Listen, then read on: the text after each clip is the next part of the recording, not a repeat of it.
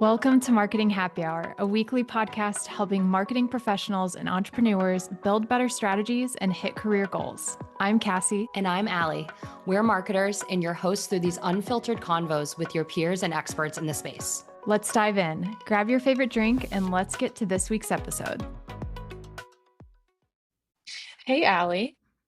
Hi, Cass. Happy Friday. Hey, happy Friday. We are recording this on a Friday. It is releasing on a Thursday, as always, but it's been a minute since we've done an episode, just the two of us. So I'm looking forward to it. Me too. Me too. And this is a Yeah. really fun one because it is a huge milestone for the Marketing Happy Hour fam. Yeah, it is. We're gonna dive into a little bit. I mean, we'll kind of tee this up in a second, but you're gonna interview me about my career and stuff, which being on the other side of the mic is always really interesting. So I'm looking forward to that. But yeah, we're gonna kind of celebrate 5 years of the show, which is insane that it started that long ago, and just kind of have a chat and catch up. I'm excited. What are some of the things that you think about when you look back at the last 5 years of the show? Like, what are some of those standout moments for you? Yeah, I think there's a lot. A couple things that come to mind is the amount of people that I've had the honor to connect with and meet. I'm pretty sure, like, I know you because of the podcast, right? Is that the reason, or was it just Yeah. from other things? Yeah. Yeah. So, like, I mean, that alone, like, that is such a grand takeaway. Like, Yeah. meeting my best friend and being able to collaborate and stuff on this has been such an honor. But yeah, we've just met so many people along the way and learned so much. I tell people all the time, I'm like, obviously, my goal personally with the show is to help other people and to add value to them. But I also personally am benefiting from that. And I know you have too, because we've talked about that. And so it's been such a treat to get to meet so many different people and share people's stories. So that's been a big one. The other thing I think is just overall the challenge of learning how to manage a show like this and to Mm-hmm. there's a lot that goes on behind the scenes that obviously people do not know about, but it's me and you, and we have Rachel, who's been a huge support and help to us as well. But like we're a small team, we're kind of very scrappy over here, doing most of it ourselves. So that's why we always, shameless plug, ask for your feedback and like for reviews because that Mm-hmm. helps us to keep going and gives us feedback on what we're doing and the content we're putting out there. But it's been a really fun challenge just to like learn how to navigate the world of podcasting. I know when I personally started, I wasn't in the podcast world at all, and me and my former co-host Erica, which shout out to her for helping this show get started too.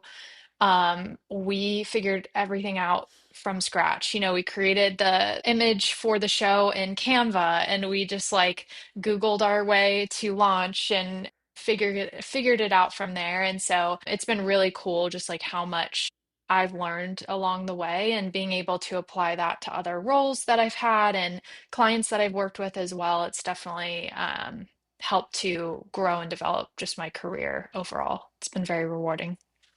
It's such a good point because I don't think we're very public about what goes on kind of in behind the scenes, but we have full-time jobs. We are working other Mhm. jobs in addition to doing this. And this is such a value add to our careers in a way that we don't always talk about. And I think it's just an interesting moment and milestone to kind of look back at what you've built over the last 5 years and where the brand or what the brand looked like rather 5 years ago and what it looks like now and the type of content we're putting out, the type of episodes, the type of guests. I mean, every single year, it just feels like we're leveling up in a new way. And I know I'm personally so grateful to now be a part of it, but also to see you grow has been such a gift, truly. I appreciate it. Yeah, I think the other thing that I just want to give, not to like pat myself on the back here, but just to give us kudos where kudos is deserved. Podcasting is hard. And as I Hmm. discussed, we do all of this ourselves with a small but mighty team. Most podcasts fail after 10 episodes, and there's a reason for that.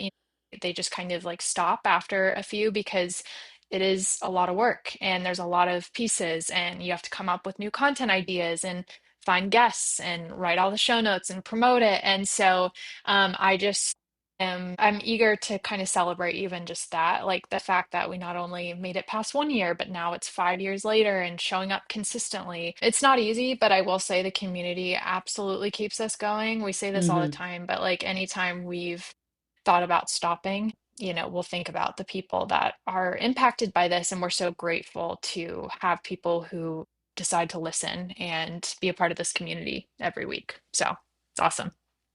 That is a great way to put a pin in that. But that we are going to celebrate over the month of May. And we've got some other, fun episodes and content and things coming just in honor of the 5-year anniversary of the show. And so looking forward to sharing that with you all too. But for today, I get the honor of interviewing you, which I'm so excited about. Really just from career full stop. Like I think what I want to hear from you is from the very, very beginning. Let's start there. So I want to hear first about your degree, what you went to school for, where you went to school, and kind of your first role outside of school. Yeah, so I got my degree in public relations at the University of South Florida. Go Bulls! And I honestly didn't know what I wanted to do at all. My entire plan in life was to go to school for psychology or marine biology and work with animals. That was my number one dream.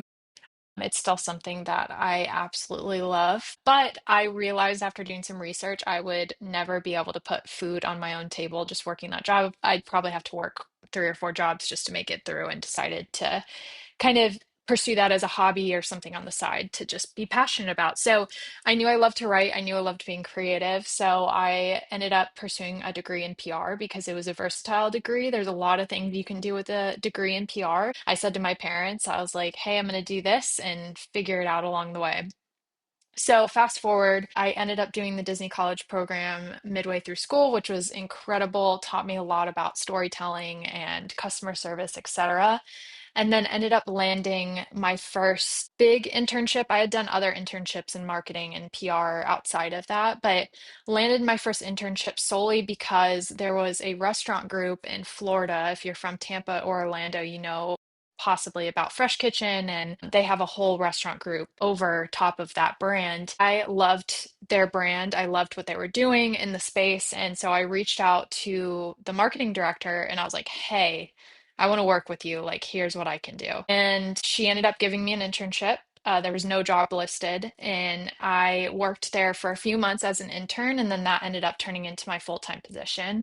And it was amazing. I wore so many hats. I did event planning, did social media management, I did PR, I did all these different things outside of the world of PR. So it really got my feet wet in a number of different categories within the PR and marketing space. I was even an executive assistant for a bit just because the founder of the company saw that I was super organized and was like, hey, will you help me with my stuff as well? And I was like, sure. So I just said yes to literally everything and got to do a lot of really cool projects, open restaurants, host events, do this random event with like Bobby Flay at one point, like got a lot of different exposure to different things. And it was amazing. So that was my first job. And I, after that, had a whole slew of restaurant and hospitality jobs until I pivoted into agencies and other brands. So yeah, that's how I got my start. This is such a good reminder that there is so much power in pitching yourself into these roles or industries you're interested in and taking some of the things that you're passionate about and trying to finesse them and fit them into what it is that you're doing professionally. And it's such a good reminder that there is power in kind of cold pitching yourself and taking a risk there. Yeah. And I'm curious if you look at sort of where you started in terms of restaurant, hospitality, et cetera, and where you are now. Was there a decision or a moment where you felt like that particular decision or moment changed the trajectory of your career in terms of where you went next? Yeah, I think there's two things that I'll know. I think one, just tying back to what I said previously and kind of what you said that sparked something, is when you were going to present yourself to someone, I would recommend not just saying, hey, here's who I am, can I help you? But come with concrete ideas. If you have to make the person on the receiving end do more work to figure out how you're going to fit into the puzzle, it's unfortunately it's going to be really hard to make something happen. So I would say that is the first one, is like that first step that I took in like pitching myself and seeing how that works and seeing how you can kind of frame your experience and your value even with little to no experience. Like I was an intern with a couple small roles under my belt, and that's about it.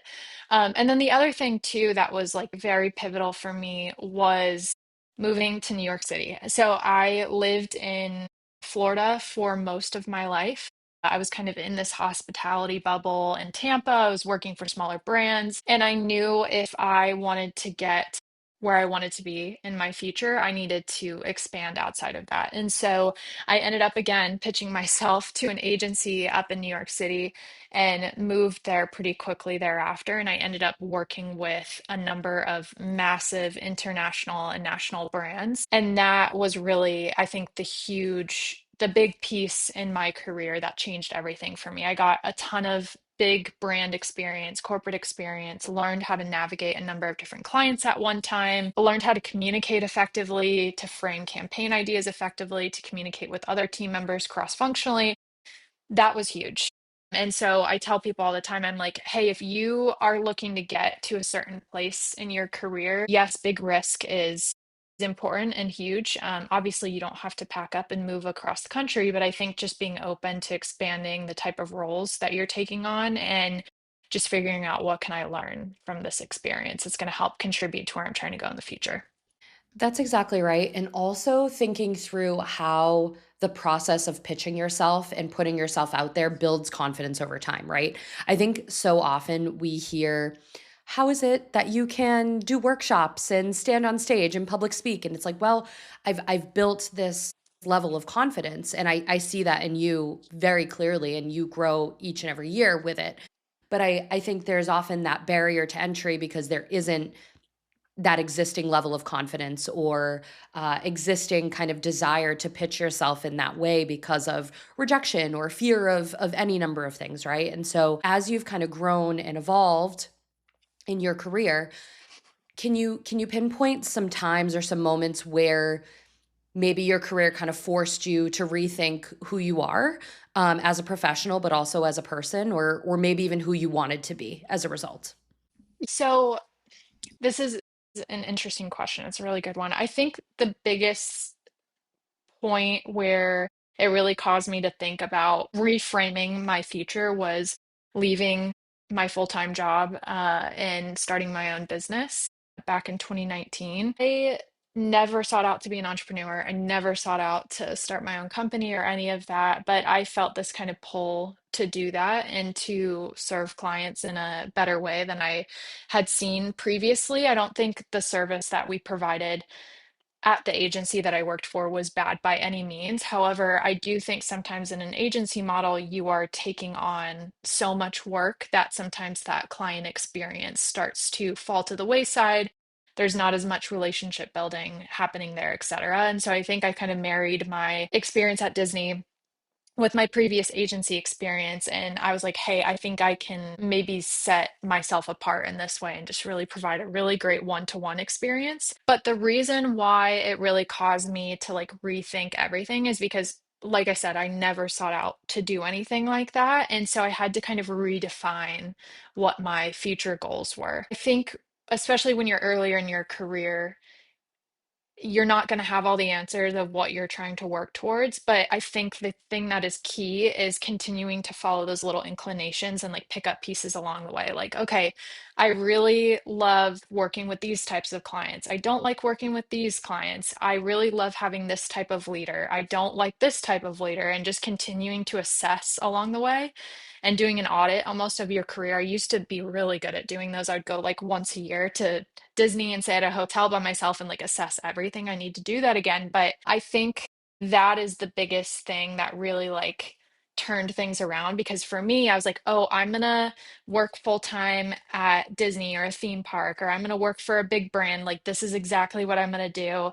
And I started walking towards that plan, and then I just completely switched it all up by working for myself. But I think, again, working for myself has contributed so many different skill sets and experiences and things that have made me the professional that I am today that I'll be able to take into future experiences. And it's been so pivotal, even though sometimes running my own business, I'm like, what am I doing? Like I don't quite know what the next step is, but I don't know if that's clear, that makes sense. But I think just again, going back to taking these crazy bold steps, knowing that not everything is permanent, and at least give things a go and a try, and having that mindset of even if this doesn't look like the ideal position that I thought I would be in, I can learn a lot from this, and here's what I'm taking away from it, if that makes sense.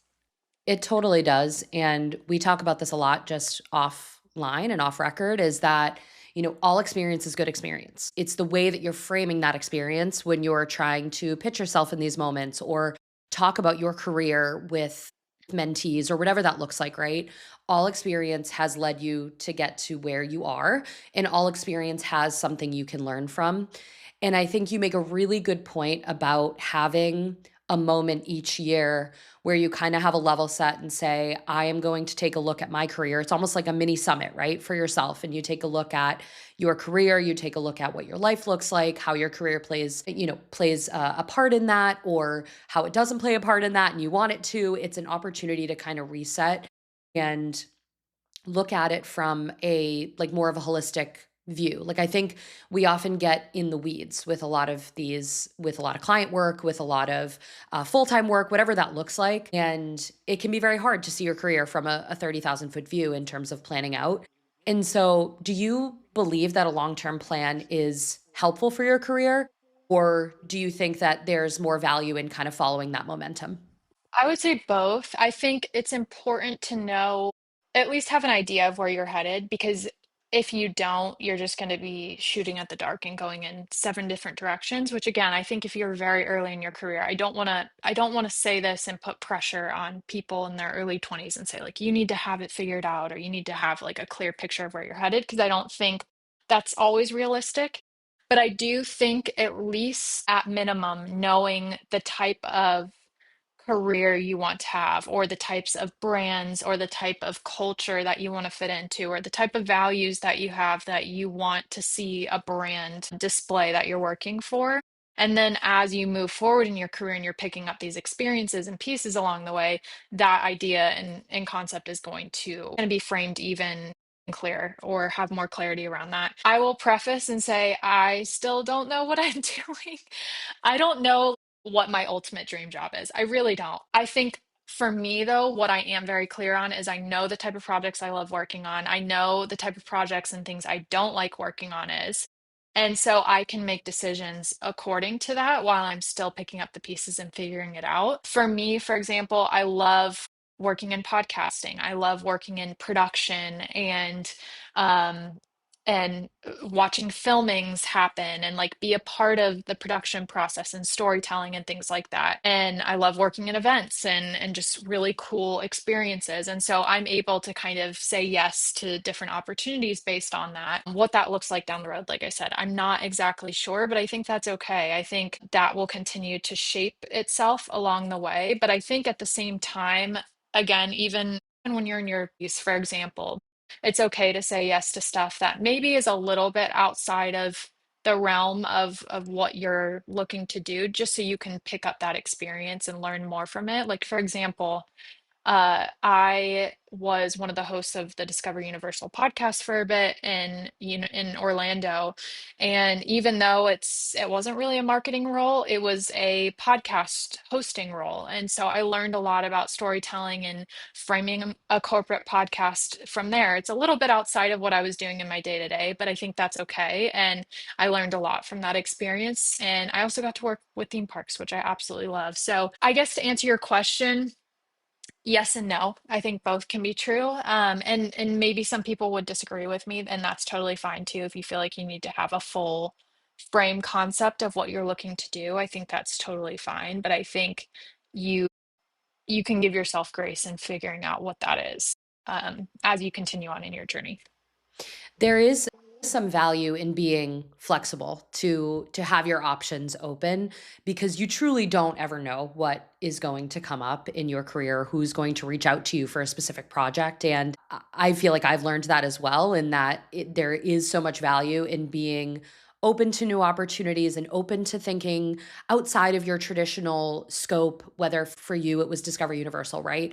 And thinking about something that maybe isn't traditional marketing, but also is aligned and adjacent and would help tell a better story about who you are as a professional. And I think as we sort of dive into a little bit more of a deeper question here on what you've really learned about yourself and through these, these last few years, but particularly in the sort of later years of your career, what are some of the things that you've maybe had to unlearn that helped you kind of grow into the professional that you are today? I think it's going back to the question we were just discussing, and that's that you have to have like a full plan and picture for where you're going. I think the thing for me that became really difficult as I started to build my own business is one, I started to feel this sense of, I guess, FOMO or disconnect from the fact that I didn't have this corporate job with a big company that people would see on my resume and like immediately notice. And then on the other hand, on the entrepreneur side of things, I felt insecurity that my business wasn't this large brand with 15 people under me and, 30 clients, for example. But I knew that that's not who I wanted to be. I think when I first started my business, that's what I was shooting for. And then I realized, like, I'm personally not the like, I need to run this company and be the CEO and take all the credit and be the face of this huge brand and do XYZ. Like, I'm not interested in that. I'm more interested in like the small one-to-one catered relationships, like I said. And so that's why I've always kept things very small. And then on the other hand, I just knew like where my career was at that time.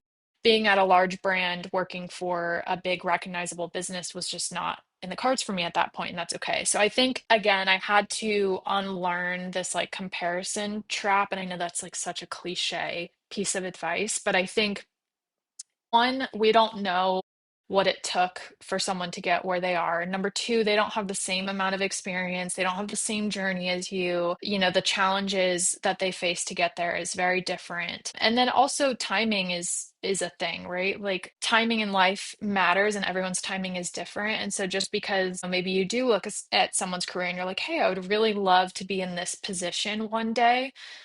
It can still happen for you. I think one piece of advice that I would give to people is take an assessment of who is maybe in these roles that you aspire to be in, and not for the sake of comparing, but for the sake of doing some research and studying like what did they do to get there, maybe even reaching out to them and offering them, a coffee gift card in order to chat and like pick their brain and using that as inspiration to maybe potentially get there in the future.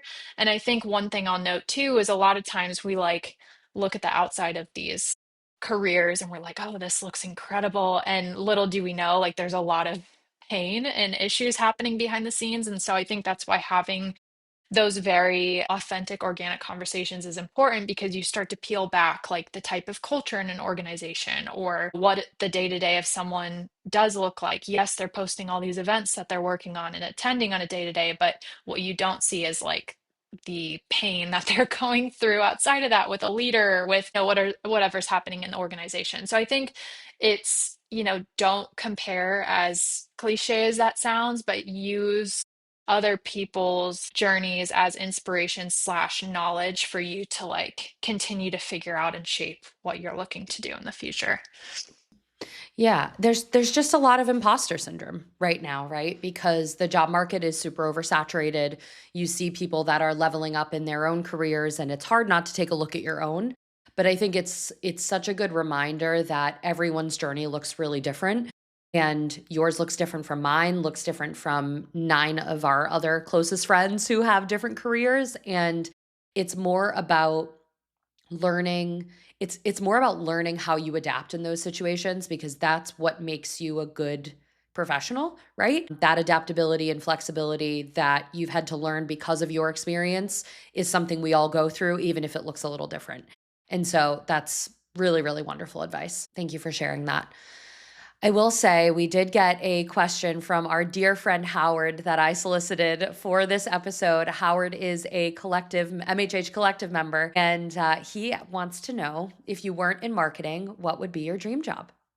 Yes, shout out to Howard. We love Howard. So there's two. One is related to what Howard actually was doing at Busch Gardens, and it is, like I said at the top of the episode, working with animals. I absolutely love marine animals. I had a weird side quest of working for the Clearwater Marine Aquarium in high school and college, and working on the set of Dolphin Tale 2, the film with Morgan Freeman and Harry Connick Jr. and all them. And I absolutely loved it. I wanted to work with dolphins and got to have a lot of hands-on experience with them, which was incredible and the most fun I've had in my entire life. The combination of that with film and TV production was a really cool one because that's the other space that I would love to be in if I wasn't in marketing. Like I said, I'm so fascinated by film and television and productions. Been very grateful to have been on the set of a number of different projects, and it is just incredible. And so I don't know what that role would exactly look like, but I can imagine being on a movie set almost every day for work would be pretty stinking cool. I know it's very hard and that industry is tough, but one of those two would be what I would do every day, I think. I love it. And I've had a firsthand look at your love for dolphins and Yes. how special that piece of your life is, and it's really inspiring, and I think is another reminder to the audience that having passions outside of your full-time work is very important. It keeps you excited about the work that you're doing, right? Because you're filling your cup in other ways. And I think that's such a good reminder for sure. Yes. Yes, it is. As we close out on career, I want to know if you could give younger Cassie one piece of career advice, what would it be? Yeah, career advice and just life advice is give yourself some grace. I put a ton of pressure on myself growing up and still do, and I expect greatness from myself each and every day, and I think that's just setting yourself up to for failure because you aren't going to be perfect every single day, and that's okay. And so I think for me, I just tell myself like do your best, have the right intentions in place, be kind, love other people. That is really what matters, and everything else will come together in the end. But similar to what we discussed earlier, you don't have to have everything figured out. Everything doesn't have to make sense all the time. But I think just being patient with yourself, with your journey, with the decisions that you're making, the things that you're doing, everything will start to come together at some point, and you'll look back and just realize, like, wow, that's why I went through this hardship or this pause and delay in my career or whatever. And I think it's hard to remember that when you're in the moment. But I think the other like sub advice I'd give is surround yourself with the right people and get in really positive, good environments because if you're not, you will not get through that in an easy way. It's very difficult. And so I think the people that you put in your life are important. And I'm very grateful for people like you, for example, who have made the hard times easier. Just that's two pieces of advice I guess I would give my younger self. Both very, very important and hopefully resonates with listeners. I'm sure it will. So thank you so much for sharing.